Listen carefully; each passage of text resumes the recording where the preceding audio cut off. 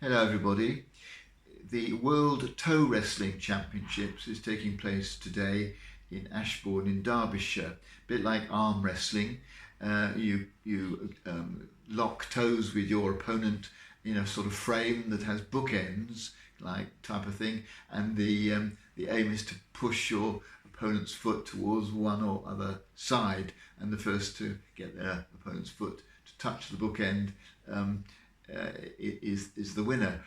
And it's taken very seriously by some people. Sadly, injuries even occur. One person broke their ankle one year and toes get damaged.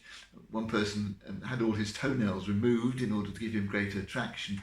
But for most people, it's a day out and a bit of fun at the local pub.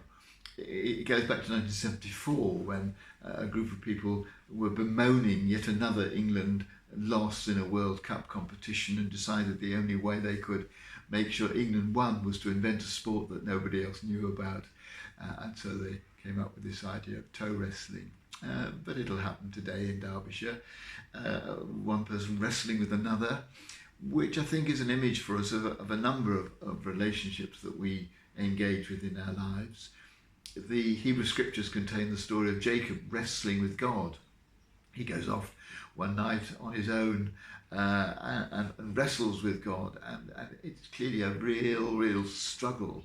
But after it, he's a different person. His name changes as a symbol of that, from Jacob to Israel, one who has wrestled with God. And I think wrestling with people is something that can benefit us. If someone stands in our way, seems to be blocking what we want to do, is being obstructive of the things that we would like to happen, it feels annoying, it feels frustrating, but it can be really quite helpful and enable us to grow.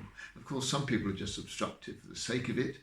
Some people are just plain wrong in the ideas they're putting in the way of ours. Maybe they're just being very short-sighted.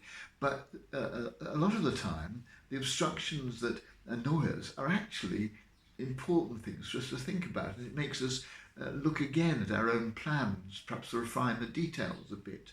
It makes us